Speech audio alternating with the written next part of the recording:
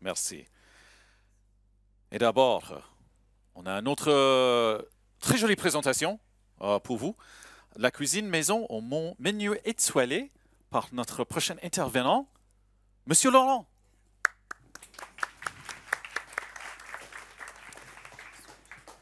Bonjour à tous et merci d'être là avec moi aujourd'hui pour parler de ce magnifique projet qu'on a fait durant ces dernières années.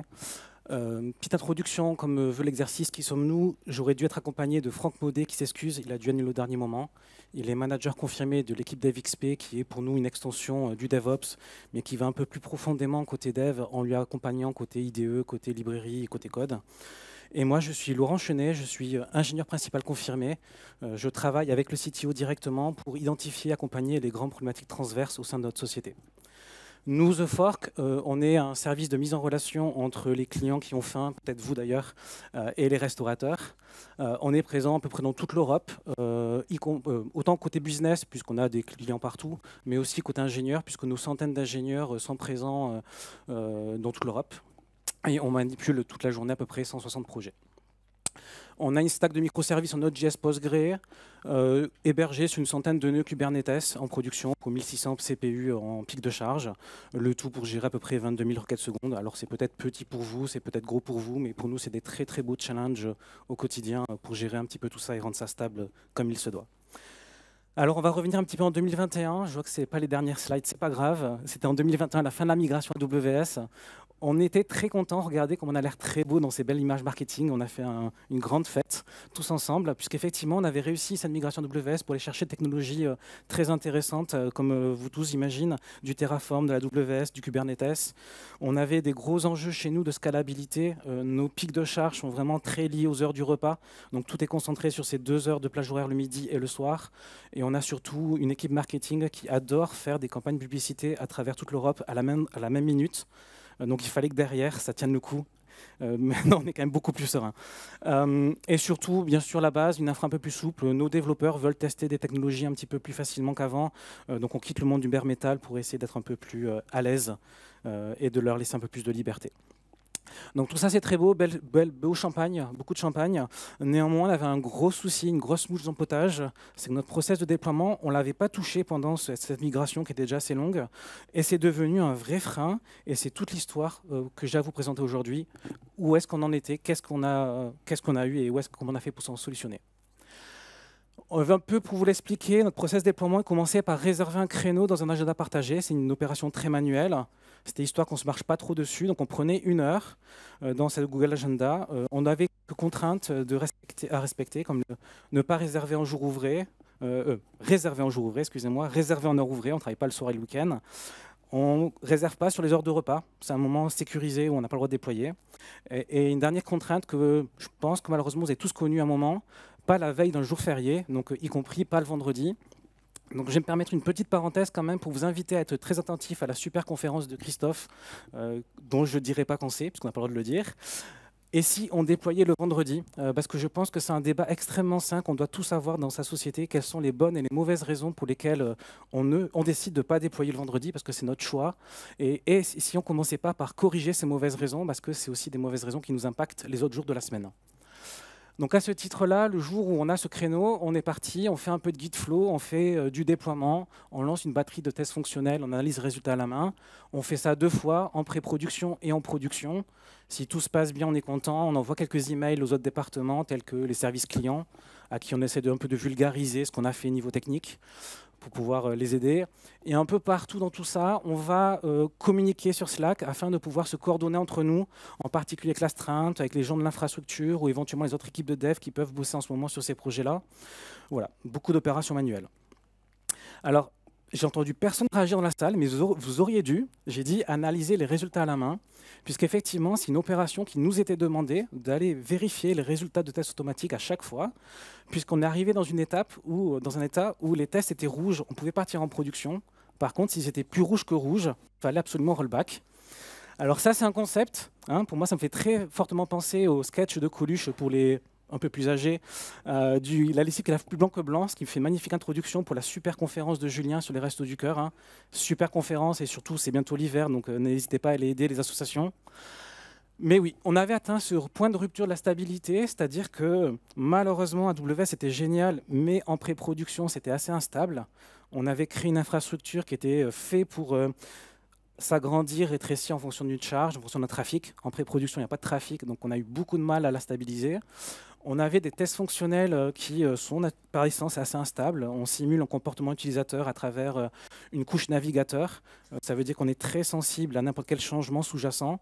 Donc c'est instable, malheureusement, quoi qu'on investisse dedans. On avait une grosse pression pour livrer des nouvelles fonctionnalités. Alors ça, c'était une bonne chose qu'on avait réussi à faire pendant la migration à AWS, c'est qu'on avait embarqué l'intégralité de la société derrière nous. Tous les départements de la société avaient compris l'intérêt collectif de cette grosse migration et avaient accepté de mettre en pause, ou du moins de ralentir le cycle fonctionnel durant 9 mois. Il était temps maintenant de rattraper un peu tout ça. Et puis une croissance de boîtes pré-Covid, 30%, qui a amené aussi son lot de pression et d'instabilité. Et donc oui, j'ose le dire publiquement, on avait pendant de très longues semaines, voire des mois, des tests qui étaient que rouges, et il était demandé à chacun d'aller comprendre, analyser si notre mise en prod rajoutait plus d'instabilité dans tout ça, dans tout ce bruit ambiant. Et autant vous dire qu'on a eu du coup beaucoup de régression à ce moment-là, donc régression fonctionnelle pour le client, mais je pense le plus dédommageable pour nous dans ce contexte, c'était aussi de divergence entre les tests et le produit. Il arrive un moment où on n'arrive plus à suivre, et on n'arrive plus à savoir qui attend quoi. Donc c'est pas une situation cool.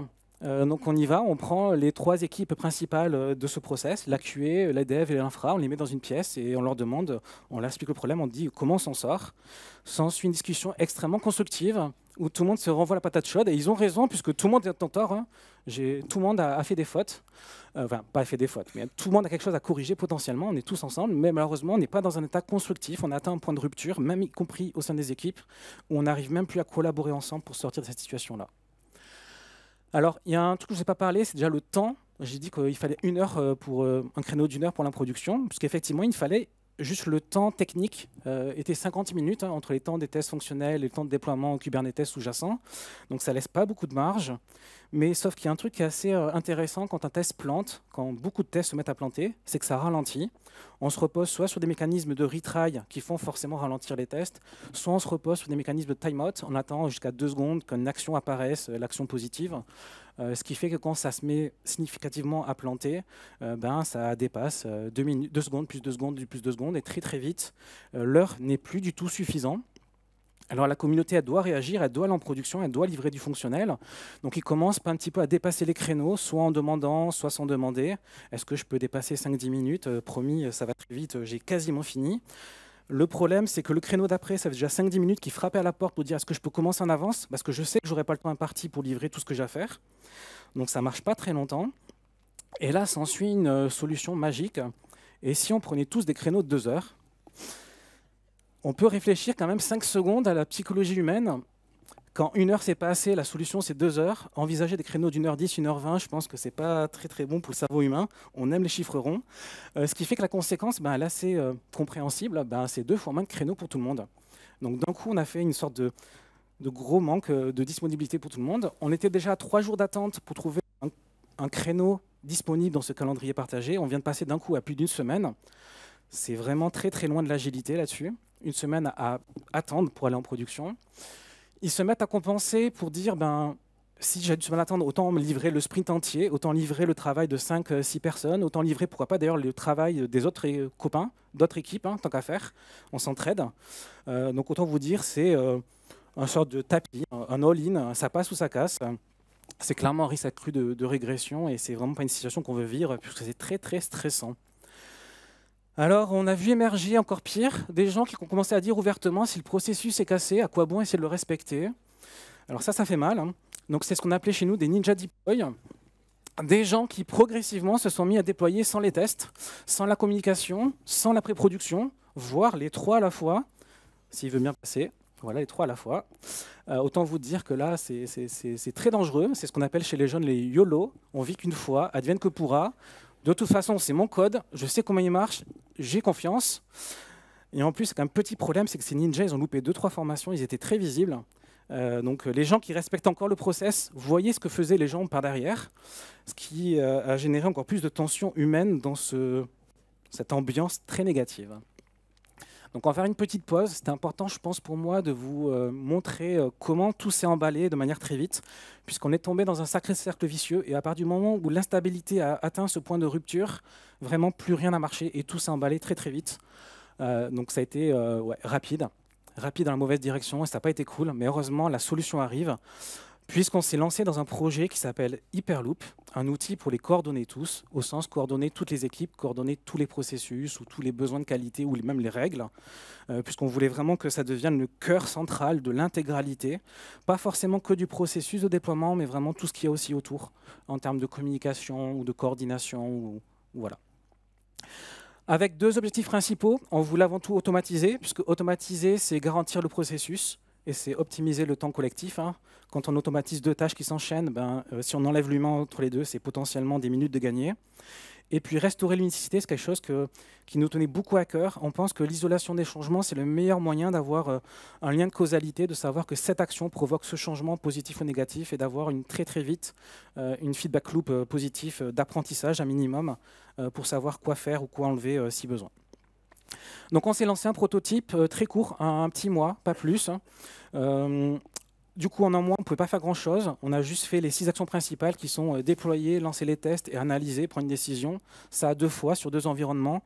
En termes de technologie, on a pris ce qu'on avait sous la main, quelque chose qui n'est pas forcément très joli, du Jenkins, qui était déjà central sur notre infra, un peu de Groovy, Boolean, clairement, ce n'est pas le mieux. Et on s'est juste permis en frontal une petite interface utilisateur sur Slack pour trigger le processus, histoire de ne pas trop déranger les devs. Alors pendant 2 mois, on l'a mis en prod, les gens avaient le choix, soit ils continuent de déployer à la main, soit ils lançaient par Hyperloop. Donc très facilement, les gens ont migré, 90%, 10%. Les 10%, c'était compréhensible, même si on est sur 160 projets en microservices, quasiment tous identiques. On a des exceptions assumées, nos front-ends sont assez particuliers, on a des gros moteurs de recherche en Java qui ne sont pas du tout ISO par rapport à notre microservice. Donc effectivement, ces 10%, ça a été un peu plus compliqué à aller chercher. On a dû avoir une petite conduite de changement, voire des négociations en termes de backlog, parce qu'il fallait qu'on passe à la suite. Malheureusement, la suite, enfin pas malheureusement, mais la suite était une grosse phase de stabilisation. Je dis malheureusement dans le sens où beaucoup de gens n'acceptent pas cette phase, la phase où on consolide tout, la phase où on ne peut pas citer de grosses valeurs ajoutées, de grosses features qui sortent du lot et qui font un gros wow effect. Mais c'était une très bonne phase pendant 1 an. Où on s'est mis à mesurer dans Prometheus l'intégralité des temps de tout le processus, donc les 6 actions que je vous ai parlé, mais on est aussi allé gratter côté infrastructure pour l'équipe Ops, on est aussi allé gratter côté QA sur les tests automatiques, ce qui se passait, les stabilités, et comme ça on a pu mettre le doigt sur des petits irritants dans ce processus et fournir surtout le bon feedback objectif à ce trio qui ne se parlait plus.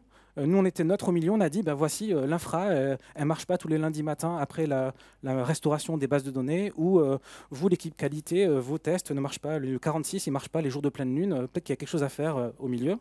Et petit à petit, on a réussi à améliorer tout ça. On s'est quand même permis en coulisses de faire une grosse réfacto technique. Jenkins, c'est pas fou pour faire ce genre de gros processus.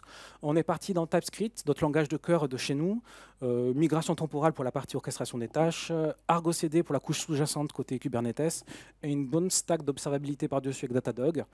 Voilà, c'est de la coulisse, c'est pas de la grosse feature, mais ça permet quand même de consolider la base, puisque durant cette année, on a réussi comme ça petit à petit à optimiser le temps de réponse, à redevenir des niveaux acceptables, repasser sous la barre des 50 minutes, repasser sous la barre des 30 minutes. On a réussi à stabiliser un petit peu les dépendances, donc les dépendances envers l'équipe qualité ou l'équipe infra, gagner collectivement un peu de vélocité, ressouffler, gagner de l'agilité, retrouver un rythme normal de déploiement. Et puis surtout, je pense que le principal, c'est regagner la confiance collective, remettre les gens en position de discuter entre eux. C'est un peu mon learning de la conférence d'Alexis que vous verrez un peu plus tard sur les incidents. C'est ce qui compte avant tout. C'est pas ce qu'il dit explicitement, mais c'est mon apprentissage. C'est ce qui compte avant tout, c'est se mettre en position d'amélioration continue, d'avoir ce moment sain où les équipes peuvent se parler et ils arriveront par émerger progressivement la bonne solution. Ça ne sert à rien de rusher la bonne solution technique. Et ça a été le cas pendant ces 1 an de tout remettre d'équerre. S'en est suivi une expansion rapide, un cercle vertueux en opposition avec le cercle vicieux du début. Et du coup, là, nous, on a pu faire un énorme travail d'ergonomie sur Slack. On s'est mis à faire un suivi temps réel de l'intégralité des étapes. On a pu montrer le temps exact de chaque étape, ce qui a permis à l'intégralité de la communauté de venir nous montrer par eux-mêmes où étaient encore les prochains irritants à solutionner. On a accompagné fortement les développeurs aussi. On ne veut absolument pas les déresponsabiliser de ce processus. Ce qu'on a voulu, c'est leur dire exactement quand est-ce qu'on avait besoin d'eux et quand est-ce qu'on n'avait pas besoin d'eux. Idem pour les autres acteurs de ce processus, donc la QA, l'infra, etc. On est venu les déranger que si on avait besoin d'eux, lorsqu'on pouvait identifier une problématique dans un scope très précis. Ça donnait beaucoup d'envie au SRE, puisqu'en fait, on avait désormais ce thread Slack qui est devenu la source de vérité que tout le monde adorait regarder en temps réel. Et du coup, l'équipe SRE, ils avaient un souci, c'est depuis Datadog, on avait perdu une grosse connaissance collective sur comment observer nos projets en production. Et ils avaient encore un peu de mal à monter les gens en compétences. Et ils se sont dit, en fait, SAC, ce thread, c'est le meilleur moment pour montrer aux développeurs les 3 meilleurs dashboards à suivre et les 3 meilleures documentations, affinés par rapport au projet qui est en train de déployer, puisque c'est le moment où il en a besoin. Ce qui a permis vraiment plus facilement de monter en compétence tout le monde. Et puis, quitte à y être, ils se sont mis du coup à automatiser un petit peu la partie facile d'analyse de tout ça, ce qu'on appelle les Golden Metrics, donc les temps de réponse, les taux d'erreur, puisqu'il n'y a pas besoin d'avoir de connaissances sur le projet, autant fonctionnel que technique, pour savoir que si tu passes de 0 à 30% de taux d'erreur après ton déploiement, on peut quand même annuler le déploiement. Je dis que c'est un moteur de décision rollback élémentaire avec des grosses cotes, parce qu'en fait, ces observations externes sont quand même déjà assez pertinentes pour attraper beaucoup de régressions. Et puis surtout que élémentaire, c'est pas resté très longtemps, puisque grâce à Datadog, on a pu aller beaucoup plus loin d'un point de vue fonctionnel et venir rollbacker plein de régressions de manière très pertinente. Ça donnait d'équipe à l'infra, l'équipe d'infra, puisqu'on était sur Argo, la migration, et ça faisait très longtemps qu'ils voulaient mettre en place la suite, Argo Rollout par exemple, mais ils ne savaient pas comment prendre cette décision de faire un rollout automatique niveau Kubernetes. Sauf que maintenant, on a ce moteur de décision qu'on a pu connecter très facilement pour justement livrer en production par petits paliers de 10% toutes les minutes, pour minimiser le risque d'impact en production. On n'est pas toujours en capacité d'intercepter une régression avant d'aller en production.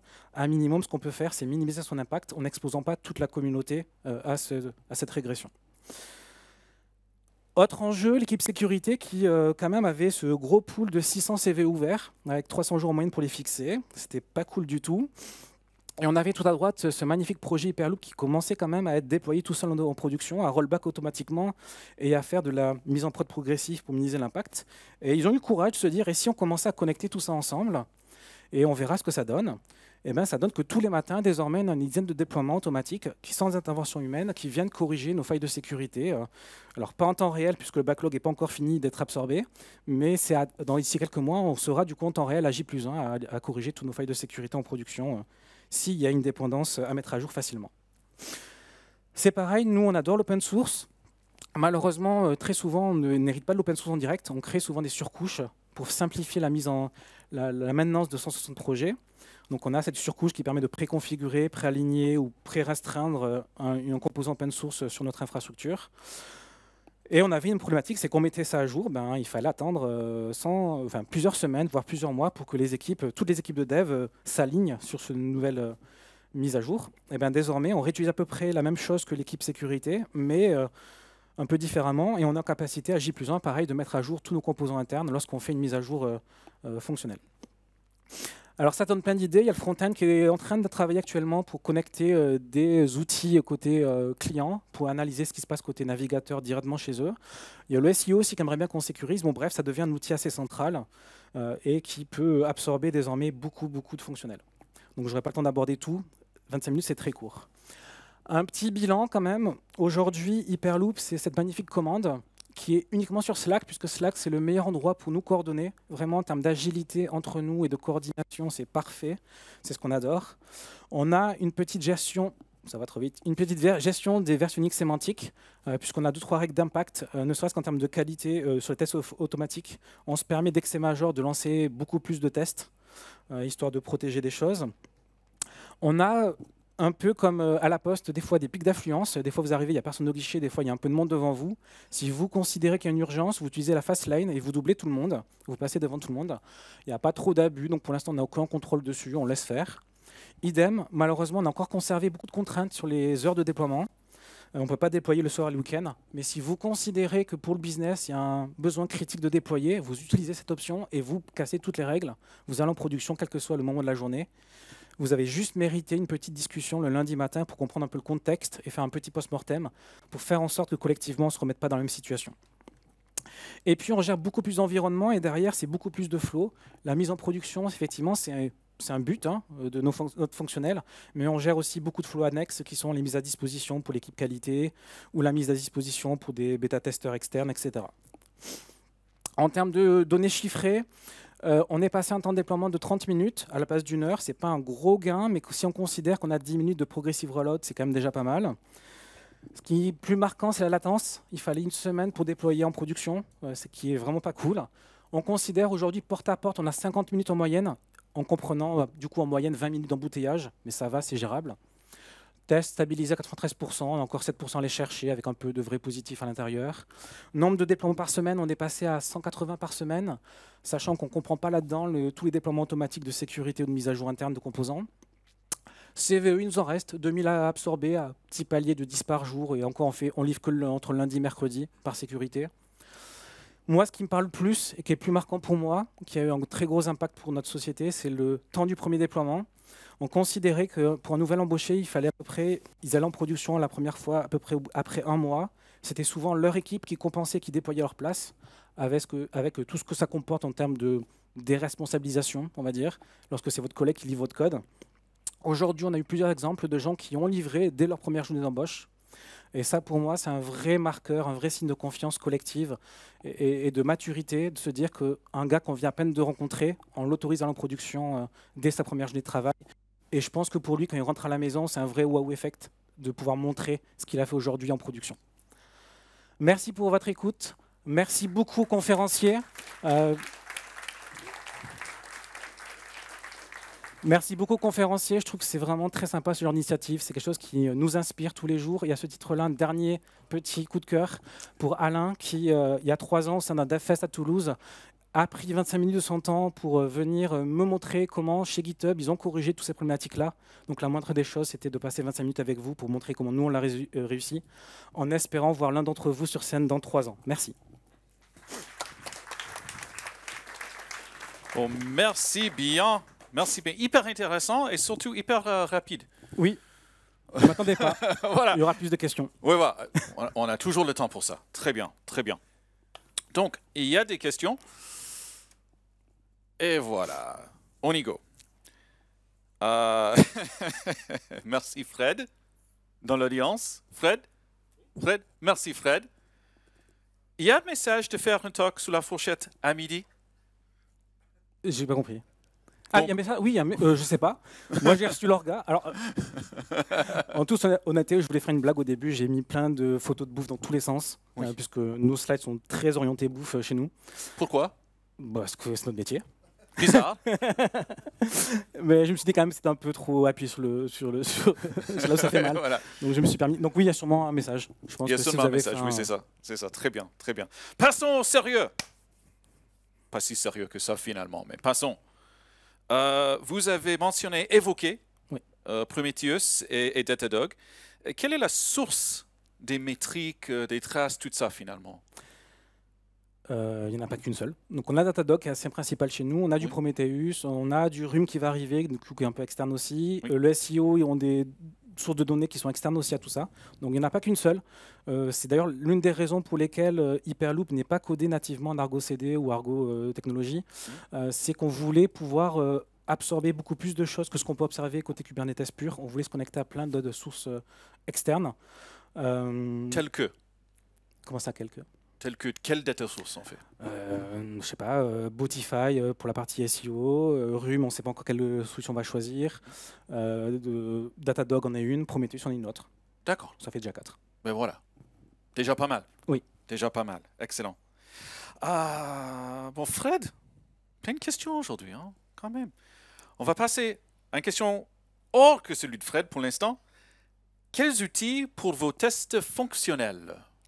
On est en TypeScript, test fonctionnel. Test fonctionnel. Ah non, test fonctionnel. On est en Playwright aujourd'hui, on vient de finir une migration depuis 1 an, migration technologique, donc migration de Playwright, et on a aussi fait une migration un peu plus ownership. Désormais, c'est plus l'équipe qualité qui gère les tests, c'est l'intégralité des développeurs. L'équipe qualité n'est là que pour fournir le support ou la maturité, pour venir challenger ce que font les développeurs. D'accord. Et sur le côté support, surtout les astreintes, oui. Est-ce que les devs sont impliqués là-dedans ou est-ce qu'il y a une équipe dédiée pour ça? Alors, on a 2 niveaux d'astreinte chez nous. Alors, c'est pas 2 niveaux, excusez-moi. On a 2 personnes d'astreinte par semaine. On a une personne d'astreinte qui est un représentant de l'équipe dev, donc qui maîtrise ce bande de scope. Et on a une autre personne d'astreinte qui fait partie de l'infrastructure. Voilà, ça fait 2 personnes. Et on considère plus que c'est un niveau de maturité. C'est plus 2 champs de compétences très dédiés pour qu'en binôme, ils puissent solutionner les problématiques nuit et jour. D'ailleurs, je crois que j'ai une personne d'astreinte qui est dans la salle juste derrière. Donc, j'espère que ça va pas sonner. Sinon, il va quitter la salle. Bon courage. Excellent, très bien. Euh, voilà, Fred. Les déploiements automatiques en prod pour corriger les CVE, ce sont des mises à jour de dépendance ou... Oui. Les CV, la plupart des CV qu'on a sont des mises à jour de dépendance qui n'ont pas de valeur ajoutée. Ça ne sert à rien de déranger un développeur si on a juste un petit upgrade de patch à faire. Ce n'est pas le cas de tout le monde, de tous les CVE par contre. Donc là, effectivement, ce qui reste, on demande aux développeurs de manière explicite de les corriger, mais autant économiser tout le reste du temps puisqu'ils ont autre chose à faire. Excellent, logique. Parlons-en du test pré-pod, donc tout ce qui est l'environnement pré-pod, les tests pré-pod et tout ça. Comment avez-vous résolu, si vous avez résolu, le problème de trafic non réaliste dans l'environnement pré-prod? Ben, il n'y a pas le choix, il faut mettre tout en statique. Donc non, petit à petit, et ça se fait encore, je pense qu'il y a eu un fixe la semaine dernière, on doit comprendre c'est quoi le minimum vital en pré-production sans faire exploser les coûts, puisque quand même une infra AWS qui n'a pas de trafic, c'est qu'elle reste assez cher en empreinte minimum. Donc ça reste un travail de fond, d'identifier, de comprendre et d'aller augmenter, ajouter des ressources si besoin. On n'a pas du tout choisi pour l'instant, ça peut être encore le cas plus tard, de préchauffage de cet environnement juste avant de lancer les tests. Peut-être que ça arrivera. Peut-être. On espère bien. Pour l'instant, on a quand même des niveaux de stabilité ces dernières semaines, derniers mois qui sont quand même assez cool. Donc peut-être qu'on n'a plus de problème. Je n'ose pas encore trop l'affirmer, mais on verra. Il n'y a plus de problème. Peut-être. Bon, j'aurais pas dû dire ça. D'accord. Bon, on va vous réinviter l'année prochaine pour discuter Avec plaisir. de cette réponse. Oui. Très bien. OK. Bon, il y a des questions qui arrivent toujours, donc merci pour ça. Continuez à voter, c'est moi qui vais les poser. Comment s'assurer qu'une pull request a bien été testée en staging avant d'aller en prod? Car après, d'après votre commande Slack, on dirait que c'est possible. Non, c'est pas possible. Le déploiement de production implique nécessairement une étape en staging. Ça, on ne peut pas le bypasser. La problématique qu'on a aujourd'hui, c'est comment on peut s'assurer qu'avant qu'un développeur aille en production à travers le staging, il ait, ne serait-ce que lui-même, pris le temps de tester à la main sa feature ou fait tester par un gars du produit. Aujourd'hui, notre produit est plutôt là. On ne sait pas si on doit prendre en compte et automatiser ou accompagner ce genre de processus. Mais non, l'étape de staging est obligatoire. On a malheureusement des cas encore assez extrêmes où on se sert encore de staging pour certains tests manuels. Donc c'est pour ça qu'il y a encore dans la commande. Mais ça devient quasiment assez rare. Très bien. Il doit y avoir 2 par semaine, je pense, en staging. Très bien. Et toujours au sujet du testing, il y a plein de questions autour. Hein, voilà. Au final, est-ce que l'outil de testing a été modifié ou c'est uniquement une réorganisation qui a permis de résoudre les flaky tests? J'aurais pas de bonne réponse parce qu'on a fait les deux en même temps. Donc je pourrais pas affirmer. Je pense les deux, non clairement les deux. Infra instable, ça aide pas du tout. Du moins, ça n'aide. Enfin, après, c'est un cercle vicieux. Hein. Avoir l'infra qui est un peu instable, ça aide pas forcément à comprendre si la flakiness d'un test vient du test lui-même, et ça arrive, ou si ça vient de l'infra. Donc ça empêche d'avoir la vraie vérité. Je pense quand même que c'est pas souvent la technologie qui est la source. Par contre, changer de technologie permet de repartir sur des bases saines, un peu comme le talk d'avant, où ils sont partis sur sur GCP alors qu'ils étaient sur AWS. Ça permet d'avoir tout propre à côté, de repartir sur ces bonnes bases, plutôt que de perdre un temps infini potentiellement à essayer de comprendre d'où ça vient. Nous, on n'a pas de regrets pour l'instant, mais je n'aurai pas la réponse à votre question. Pas de problème, pas de regret. Non, pas de regrets. Utopique, quoi. Non, on peut encore améliorer tout ça, mais 180, c'est pas encore assez. Hein. Moi, mon objectif, c'est 2,5 par développeur par semaine, donc on a encore de la marge. D'accord. Voilà. Excellent. Excellent, très bien. Toute dernière question, si vous me permettez, bien sûr, monsieur. Allez-y. Voilà. Et sur Hyperloop, voilà. Plus techniquement, il fonctionne comment? C'est quoi qui roule derrière? Quelle est la technologie qui fait qui va traduire les commandes, qui va assurer que les commandes sont bien transmises, etc., etc. Donc on est entièrement sous temporal pour orchestrer ces tâches. Donc on a dessiné notre flow de processus, donc tous ces micro-étapes que je vous ai montré, les 6 premières assez évidentes, déployées, etc. On a énormément plus d'étapes aujourd'hui, je pense qu'on en aura une cinquantaine, puisqu'on va aussi s'interfacer avec du GitHub pour vérifier ce qui se passe au niveau de la pull request. On va la mettre à jour si besoin, si le développeur a 2-3 versions de retard vis-à-vis de tout ce mouvement qui est assez rapide maintenant. Donc c'est vraiment Temporal qui est l'orchestrateur de tout ça, qui nous permet de débugger, de suivre en temps réel et d'afficher l'interface que je vous ai montré un petit peu. Donc c'est lui le cœur de métier en TypeScript, puisque c'est notre seul langage privilégié côté développeur. Donc voilà. Très bien. Bon, voilà. C'est à peu près tout. Merci d'avoir échangé avec nous. Merci d'être venu. Avec plaisir. Et bon appétit. Voilà.